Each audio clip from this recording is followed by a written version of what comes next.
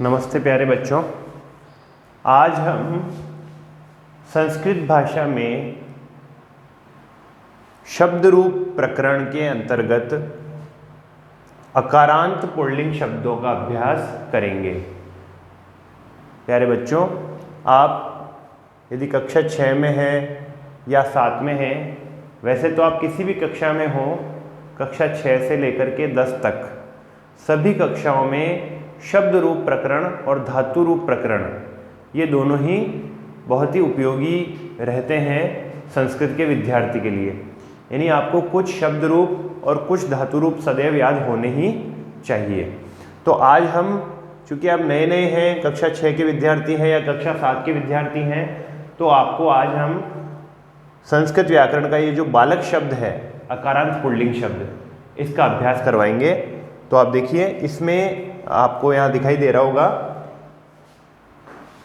ये विभक्तियां हैं प्रथमा से लेकर के संबोधन तक। हर शब्द रूप जो है वो 3 वचन होते हैं, उसमें एक वचन, द्विवचन और बहुवचन। ठीक है, चाहे कोई भी शब्द रूप हो, ये जो शब्द रूप है ये अकारांत पुल्लिंग शब्द है। अब अकारांत पुल्लिंग का क्या अर्थ है?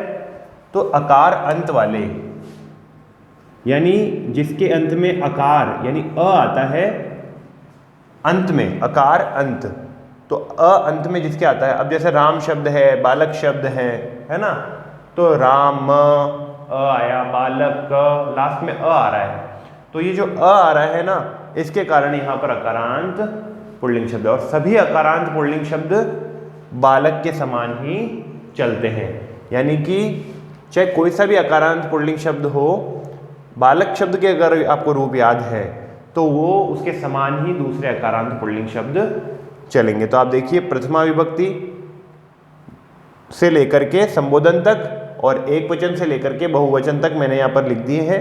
अब इनका मैं आपको पढ़ करके इनका उच्चारण बताऊंगा किस प्रकार से करना है। तो प्रथमा विभक्ति एक वचन, बालक है, बालक है। अब यहाँ जो ये विसर्ग है, ये 2 बिंदियां जिसको आपको दिखाई दे रही है, इसको विसर्ग कहते हैं। क्या कहते हैं इसे?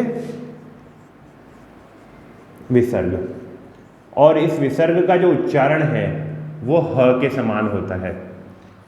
ठीक है, ह के समान इस विसर्ग का उच्चारण होता है। तो बालक है पहला, उसके बाद में द्विवचन बालकौ, उसके बाद में बहुवचन बालकः।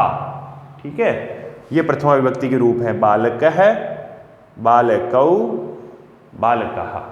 इसके बाद में आप आ जाइए द्वितीय विभक्ति।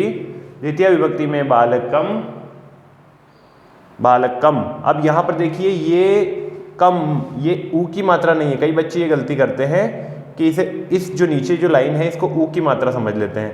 ये हलंत वर्ण है बेटा, हलंत वर्ण। हलंत वर्ण कौन सा होता है? ऐसा वर्ण जिसमें स्वर मिले हुए नहीं हो। तो जिसमें स्वर नहीं मिले हुए होते हैं वो हलंत वर्ण कहलाते हैं। तो ये जो वर्ण है ये हलंत वर्ण है। इसका चिन्ह ये है, किसी भी वर्ण के नीचे अगर ऐसी लाइन लगी हुई हो तो वो हलंत वर्ण कहलाता है। ठीक है, इसके बाद में आप देखिए तृतीय विभक्ति। तो पहले द्वितीय विभक्ति को कंप्लीट कर लेते हैं। बालकम। अब इसमें म के अंदर हलंत वर्ण है, मतलब कि म के अंदर जो स्वर है यानी अ, वो नहीं जुड़ा हुआ है। तो बालकम, बालकौ, बालकान। अब बालकान में भी यही है, न के नीचे हलंत है, तो इसका मतलब इसमें अ नहीं जुड़ा हुआ है। इसके आगे देखिए तृतीय विभक्ति, बालकेन, बालकाभ्याम, बालकई, बालकई। अब यहाँ पर बालकई है इस प्रकार से। उसके बाद में चतुर्थी विभक्ति, बालकाय, बालकाभ्याम, बालकेभ्यः। विसर्ग है इसलिए केभ्यः। ठीक है ना। उसके बाद में पंचमी विभक्ति, बालकात्, बालकाभ्याम, बालकेभ्यः। इसके बाद षष्ठी विभक्ति, बालकस्य, बालकयोः, बालकानाम। सप्तमी विभक्ति, बालके, बालकयोः, बालकेषु। संबोधन, हे बालक, हे बालकौ, हे बालकः।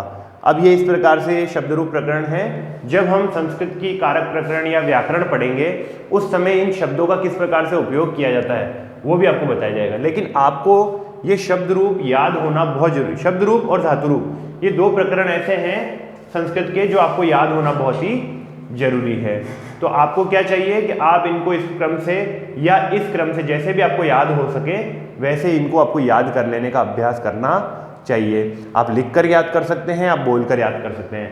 जैसे कि बालक है, बालकौ, बालकः, बालकम, बालकौ, बालकान, बालकेन, बालकाभ्याम, बालकैः, बालकाय, बालकाभ्याम, बालकेभ्यः, बालकात्, बालकाभ्याम, बालकेभ्यः, बालकस्य, बालकयोः, बालकानां, बालके, बालकयोः, बालकेषु, हे बालक, हे बालकौ, हे बालकः। इस प्रकार से आपको ये याद होने चाहिए। तो आज आप इस वीडियो को बहुत अच्छे से देख लें और इसको अपनी कॉपी में भी आप जो है नोट कर सकते हैं, करना ही चाहिए और इसको अच्छे से याद आपको कर लेना चाहिए। ज़्यादा मुश्किल नहीं है, आप 4-5 बार बोल बोल के अभ्यास करेंगे तो आपको याद हो जाएगा। हाँ, विसर्ग और हलंत वर्ण का अच्छे से ध्यान रखें। इनका उच्चारण, इसका उच्चारण आधा होता है बालकम, एक तो होता है बालकम और एक होता है बालकम। तो थोड़ा सा कम उच्चारण इसका होता है अंतिम वर्ण का, और विसर्ग का उच्चारण ह के समान बालक है। इन दो चीज़ों का ध्यान रखेंगे तो उच्चारण भी शुद्ध आएगा आपका और आप इसको याद करेंगे तो आपको एक आनंद की अनुभूति भी होगी। तो आज की वीडियो में इतना ही, धन्यवाद।